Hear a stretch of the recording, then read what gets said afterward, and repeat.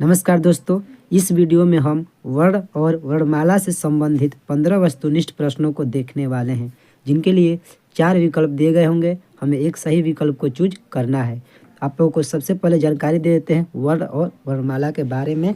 देखिए, वर्णमाला जो हुआ, इसमें वर्णमाला में टोटल 52 वर्ण होते हैं। कितने? 52 वर्ण, जिनमें स्वर जो होते हैं, स्वर वर्ण 11, अ से अ तक, अ से अ तक 11 स्वर होते हैं। अंग और अह को हम लोग अयोगवाह कहते हैं। क्या बोलते हैं? अयोगवाह। ध्यान दीजिएगा, ठीक। अंग को अगर अकेला अकेला बोलेंगे तो अंग को हम लोग बोलते हैं अनुस्वार, ठीक। अ को हम लोग बोलते हैं विसर्ग, अ को हम लोग बोलते हैं विसर्ग, ठीक। इतना कंप्लीट। आगे देखते हैं। अब आते हैं व्यंजन वर्ण। देखिए, तो व्यंजन की जो संख्या है, व्यंजन जो होते हैं, व्यंजन वर्णों की संख्या, मूल व्यंजन वर्ण, ध्यान दीजिएगा, मूल व्यंजन वर्णों की जो संख्या होती है वो है 33। कहाँ से कहाँ तक? तो क से लेकर ह तक, क से लेकर ह तक ये 33 मूल व्यंजन वर्ण होते हैं। व्यंजन जो भेद होते हैं, मूल व्यंजन जो वर्ण होते हैं, उनके भेद होते हैं जो 3 होते हैं। कौन कौन? तो एक हुआ स्पर्श व्यंजन, स्पर्श व्यंजन जो होते हैं, स्पर्श व्यंजन, उनकी संख्या 25। कहाँ से कहाँ तक? क से लेकर म तक, ये स्पर्श व्यंजन है, उनकी संख्या 25। दूसरा है म के बाद क्या आता है? य र ल व, अंतःस्थ व्यंजन, ठीक। य र ल व, तो ये हो गया य र ल व, ये हो गया इनकी संख्या 4, अंतःस्थ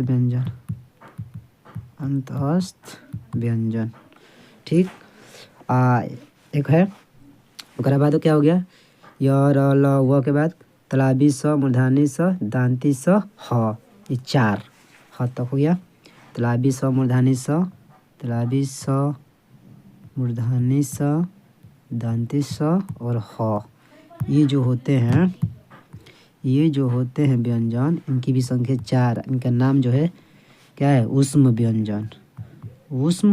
व्यंजन। इनको बोलने में थोड़ा हमें ऊष्मा लगता है, अंदर से मतलब ऊष्मा पैदा होता है थोड़ा समय लगता है। जैसे तलाबी श, मूर्धानी श, दांती स, ह, ये होते हैं ऊष्म व्यंजन। तो ऊष्म व्यंजन की संख्या 4, अंतःस्थ व्यंजन की संख्या 4, स्पर्श व्यंजन की संख्या 25, क से म तक। ध्यान दीजिए, ये ह तक के जो होते हैं व्यंजन, मूल 33 ये भेद होते हैं, ठीक। और हम एक्स्ट्रा बता रहे हैं, मिटाते हैं, ठीक।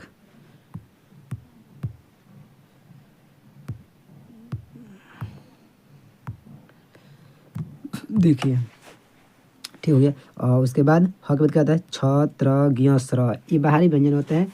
ये व्यंजन के भेद में गिनती नहीं होते हैं। छ, त्र, ज्ञ, स्र, इन्हें हम लोग बोलते हैं संयुक्ताक्षर, संयुक्त व्यंजन, यानी कि ये 2 व्यंजन के मिलने से बने हैं। देखिए, छ, ये है त्र, ये है ज्ञ, ये है स्र, कौन कौन से मिलकर बना है यहाँ पर दिखा देते हैं। छ जो बना है, आधा क और मूर्धानी स से मिलकर बना है।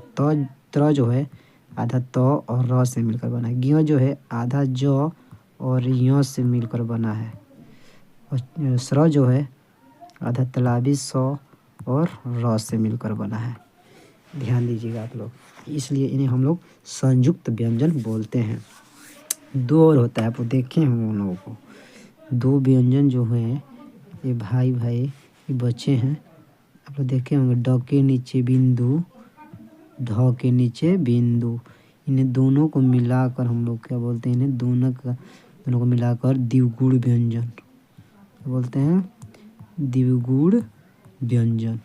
ड के नीचे बिंदु और ढ के नीचे बिंदु, इन्हें द्विगुण व्यंजन बोलते हैं। जैसे सड़क, पढ़ाई, ऐसे जगहों पर इन लोगों का काम लगता है। ये किसी भी शब्द के पहले नहीं आते हैं। इंग्लिश में भी इनका अक्षर बता देते हैं, बहुत लोग गलती लिखते हैं इंग्लिश में इन व्यंजन वर्डों का इंग्लिश। जैसे देखिए डॉक्टर मुझे इसका जो होता है वर्ड का इंग्लिश आर होता है। आर ये जो होता है इसका होता है आर एच। जैसे रामगढ़ RAMGARH रामगढ़। ये यहाँ पर दिया है डॉ के नीचे बिंदु। ड़ जो है जैसे कहीं लिखा जाएगा जैसे बोरा तो लोग BORA लिखेंगे बोरा, इंग्लिश में बोरा। तो इसका इंग्लिश में ढ के नीचे जो बिंदु ढ़ का इंग्लिश आर हो गया, और जो ढ के नीचे बिंदु हुआ यानी कि ढ़ इसका होता है RH। आप लोग ध्यान दीजिएगा। तो चलिए अब देखते हैं प्रश्नों को। तो पहला प्रश्न है भाषा के ध्वनि समूह को कहलाते हैं। भाषा के ध्वनि समूह कहलाते हैं तो क्या कहलाते हैं? तो देखिए यहाँ पर भाषा के ध्वनि समूह शब्द नहीं, स्वर नहीं, वर्ड, व्यंजन नहीं, वर्ड। व्यंजन वर्डों का जो उच्चारण होता है किसके सहायता से होता है? स्वर वर्डों की सहायता से। और स्वर वर्डों के उच्चारण में किसी अन्य वर्ड की सहायता नहीं लेनी पड़ती। आप लोग ध्यान दीजिएगा। तो भाषा के ध्वनि समूह कहलाते हैं क्या? वर्ड। C नंबर सही हम लोगों का। आगे देखते हैं वर्णमाला का अभिप्राय है, तभी बताएं हम लोग।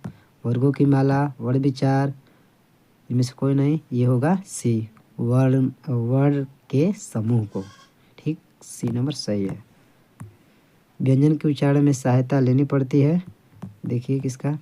व्यंजन का, कि वर्णमाला की, कि स्वर की, किसी की नहीं, बताए ना। व्यंजन वर्ड के उच्चारण में किसकी सहायता लेनी पड़ती है? यानी कि स्वर की। जैसे कि यहाँ पर जो क यहाँ हम लोग बोलते हैं क, तो क कहाँ से आया है? देखिए क का जो मूल रूप इस तरह है, क आधा होता है अपने आप में, हलंत का मतलब आधा। अगर इसमें हम लोग अ मिला देंगे, इसको हम थोड़ा सहायता ले लिए तो क्या हो गया? पूरा क।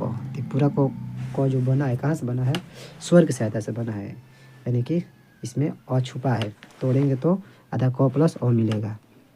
वर्ण विच्छेद इसे बोलते हैं हम लोग जब तोड़ते हैं तो। ठीक, तो इसमें स्वर की सहायता से हम लोगों का व्यंजन वर्ण का उच्चारण होता है। ठीक है, आगे बढ़ते हैं।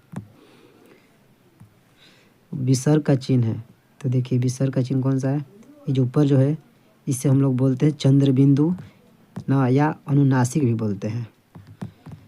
ये भी है, ये चिन्ह है, चिन्ह विचार में लोग पढ़ने को मिलेगा। C ये है D, देखिए D है विसर्ग का चिन्ह है ना। ये है नीचे वाला कॉमा, इंग्लिश में बोला जाता है इसे, अल्प विराम भी बोला जाता है। तो विसर्ग का जो चिन्ह होता है D नंबर जो है 2 बिंदु होता है अनुपात के जैसा। देखिए फिर आगे ये चंद्रबिंदु, ये चिन्ह जो है क्या बोलते हैं? चंद्रबिंदु बोलते हैं या अनुनासिक बोलते हैं। D नंबर विसर्ग नहीं होगा, मात्रा नहीं होगा, अनुस्वार नहीं होगा। अनुस्वार का चिन्ह बताए थे हम, क्या बताए थे? एक बिंदु होता है। चंद्रबिंदु का जो चित्र बनाकर बताए थे वे बोलते हैं अनुनासिक का चिन्ह है D नंबर। आगे देखते हैं दीर्घ स्वरों की कुल संख्या है। तो दीर्घ स्वरों की जो संख्या होती है टोटल जो होती है दोस्तों कितनी होती है?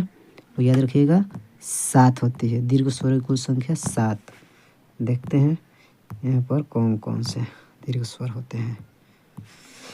दीर्घ स्वर में जो आते हैं आ आता है, बड़ी ए, ठीक, बड़ी ए, उसके बाद बड़ा वो, तब ए आते हैं, ए ओए, ए ओए, ओ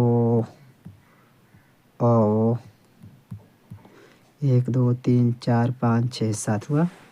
तो आप लोग ध्यान रखिएगा इन्हें। दीर्घ स्वरों की जो कुल संख्या होती है कितनी? 7। तो बताइए हम लोगों को स्वर है टोटल 11, तो इसमें से 7 को हो गया दीर्घ स्वर, तब बच गया हम लोगों को 4।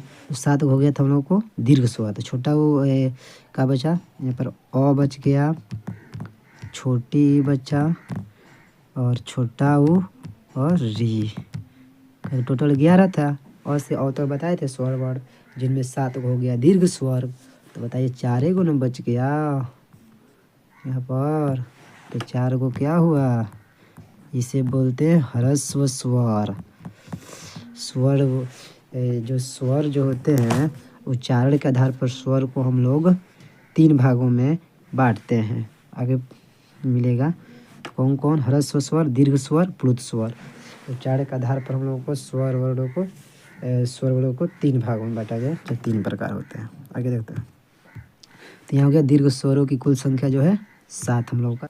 8वां प्रश्न है, एक से अधिक व्यंजन जब जोड़कर बोले या लिखे जाते हैं तो वे कहलाते हैं। तभी बताए हम, व्यंजन नहीं और संयुक्ताक्षर, स्वर नहीं, इनमें से कोई। देखिए बी नंबर से संयुक्ताक्षर बताए, छ, त्र, ज्ञ, स्र क्या है? ये संयुक्ताक्षर व्यंजन है या संयुक्त व्यंजन हम बोलते हैं। इनकी संख्या 4 है, तो हम लोग का बी नंबर सही है। एक से अधिक व्यंजन की जोड़कर बने होते हैं। स्पर्श वर्ड कितने होते बताए? स्पर्श व्यंजन की संख्या 23 नहीं, 22 नहीं, 24 नहीं, कितनी? 25। क से म तक याद रखिएगा।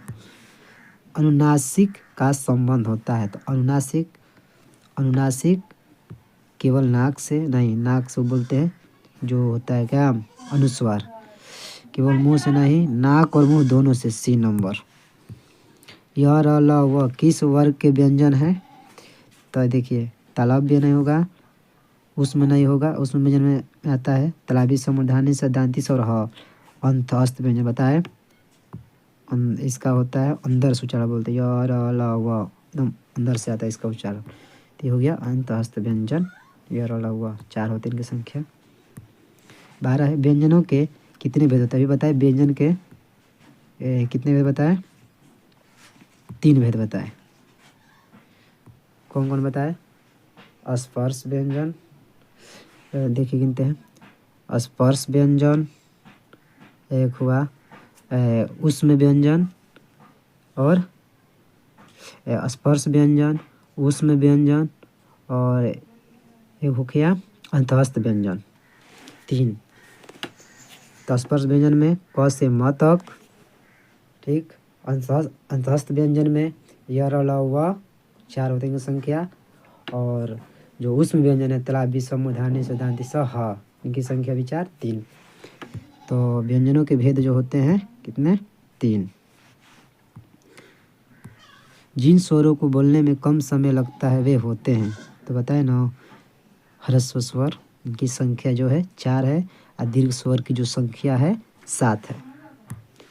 ओ कैसा स्वर है? तो ओ किस में लिखे थे हम लोग? दीर्घ स्वर में लिखे थे ना, दीर्घ स्वर। ह्रस्व स्वर में तो अ, छोटी ई, छोटा ऊ और री आएगा। यह कैसा व्यंजन है? तो यह बताए अंतःस्थ व्यंजन, ऑप्शन नंबर बी।